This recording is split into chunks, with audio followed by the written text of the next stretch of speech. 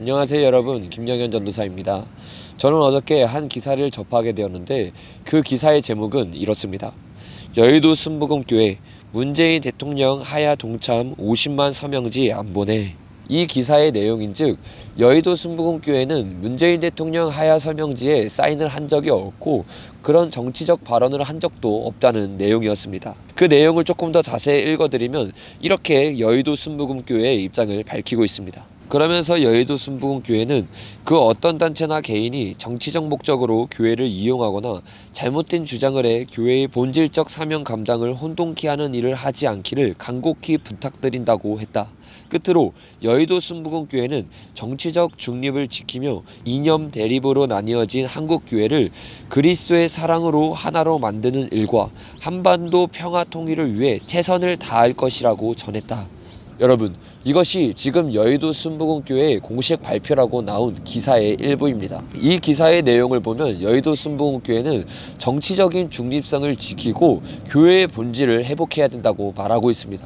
그러나 여러분, 이것은 교회의 본질이 무엇인지를 제대로 알고 있지 못하기 때문에 나오고 있는 발언인 것입니다. 교회의 본질을 제대로 안다면 우리는 정치적 발언을 할 수밖에 없고 교회를 지키고 나라를 지키기 위해서 목숨을 걸고 나아갈 수밖에 없는 것입니다. 그래서 오늘은 왜 교회가 정치적인 발언을 할 수밖에 없는지, 그리고 교회가 정치적인 중립을 지키면서는 교회의 본질을 회복할 수 없는지에 대해서 한 영상을 통해서 같이 살펴보기를 원합니다. 이 영상을 통해서 여의도 순복음교회가 이 나라와 민족을 위해서 바른 목소리를 내기를 간절히 소망합니다. 교회에서는 정치적 발언을 하면 안 된다는 말 들어보셨을 것입니다. 교회는 하나님만 예배하는 곳이라며 정치적 발언을 금기시합니다. 그런데 여러분, 정말 그들의 말처럼 교회는 정치적 발언을 하면 안 될까요? 오늘은 이 문제에 대해 여러분과 함께 살펴보기를 원합니다. 대한민국의 역사를 살펴보면 애당초 대한민국이라는 나라는 기독교와 분리될 수 없다는 것을 발견할 수 있습니다. 3.1운동, 학교, 병원, 복지시설, 조국 근대화 발전 그 중심에는 기독교가 있습니다. 1948년 5월 31일 이승만 대통령은 다음과 같은 말로 대한민국 재헌국회를 열었습니다. 대한민국 독립민주국 제1차 회의를 여기서 열게 된 것을 우리가 하나님께 감사해야 할 것입니다. 종교사상 무엇을 가지고 있든지 누구나 오늘을 당해 사람의 힘으로 된 것이라고 우리는 자랑할 수 없을 것입니다. 그러므로 하나님에게 기도드리지 않을 수 없습니다. 우리가 다 성심으로 일어서 하나님에게 감사를 드릴 터인데 이훈영 의원 나오셔서 간단한 말씀으로 기도를 올려주시기 바랍니다. 이승만 대통령의 말씀과 같이 기적처럼 온 강복과 대한민국의 건국은 한국인의 실력으로만 된 것이 아니라 하나님의 뜻으로 해석할 수밖에 없는 수많은 기적적인 사건들의 뒷받침 속에서 이루어졌습니다. 대한민국 재헌국회는 그렇게 기도로 시작되었고 결국 대한민국은 기독교 정치가 되었습니다. 이승만 대통령이 성경을 기초하여 나라를 세우고 헌법을 성경에 기초하여 세운 나라가 바로 대한민국입니다. 초대 대통령 이승만의 4대 정책은 자유민주주의, 시장경제, 한미동맹, 기독교 이꾼론입니다. 기독교 이꾼론자였던 이승만 대통령은 가는 곳마다 목사를 세우고 교회를 세웠습니다. 군대를 가면 군목과 교회를, 경찰서에 가면 경목과 교회를, 병원에 가면 원목과 교회를, 학교에 가면 교목과 교회를 세웠습니다.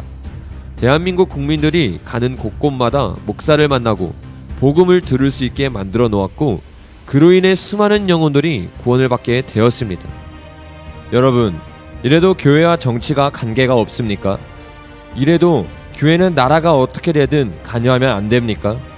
교회로 세운 나라가 대한민국입니다. 하나님께 올려드린 나라가 대한민국인데 어떻게 교회가 나라의 위기 가운데 가만히 있을 수 있겠습니까? 그런데 오늘날 교회들은 정교분리 원칙을 이유로 교회를 무너뜨리는 법들이 제정되고 있는 상황에도 지죽은 듯 가만히 있습니다.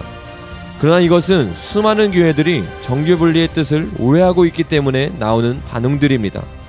그렇다면 진짜 정교분리의 뜻은 무엇일까요? 미국의 3대 대통령 토마스 제퍼슨은 하나님을 섬기는 대통령이었습니다.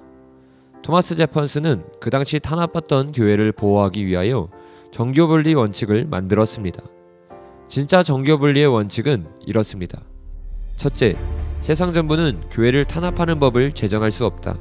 둘째, 세상 정부는 교회에 세금을 징수할 수 없다. 셋째, 세상 대통령은 교회의 수장이 될 수 없다.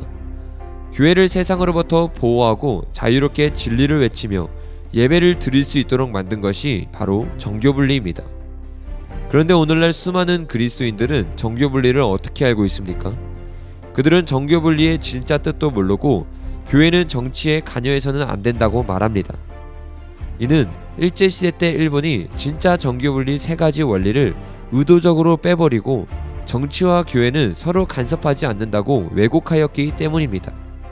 이승만 대통령은 이런 거짓 정교분리 원칙을 원래대로 회복시켰습니다. 그래서 목사들과 장로들이 정치에 참여하여 국회의원이 되도록 하였고, 그로 인해 국회의원의 80% 이상이 기독교인으로 당선되었습니다. 그러나 박정희 대통령 이후 다시 교회와 정치는 서로 간섭하지 않는다고 변질되었습니다. 오늘날 대한민국 교회는 친북, 종부좌파 세력들과 동성애, 이슬람, 반기독교 압박으로부터 위협을 받고 있습니다. 종북좌파들은 정치를 이용해 그리고 법을 이용해서 이 나라를 망치고 있습니다. 어쩌면 우리 다음 세대들은 예수님만이 길이요 진리요 생명이라는 이 참된 진리를 외칠 수 없는 세상에서 살게 될지도 모릅니다.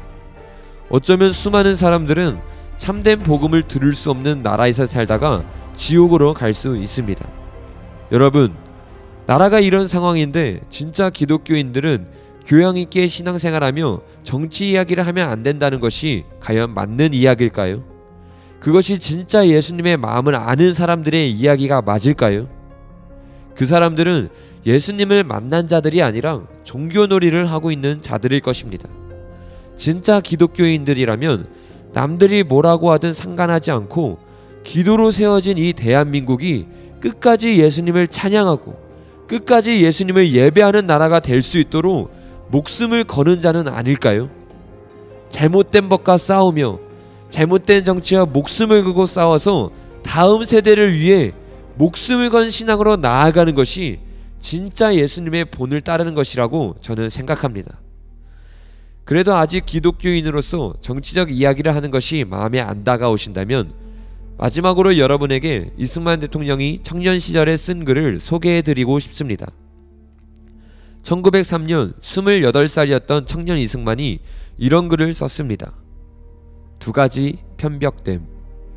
내 일신이나 돌아보며 세상 시비에 상관하지 말며 믿음으로써 영원한 복이나 구하리라 하여 전국 동포가 다 죽을 고초에 당하였다 하여도 조금도 동심치 아니하며 일국강토가 어떻게 될지 알 수 없다 하여도 들은 채 아니하며 다만 기도하는 바는 나의 몸을 구제하소서 나의 집안과 부모 처자와 친척 친구를 복 많이 주소서 할 뿐이라.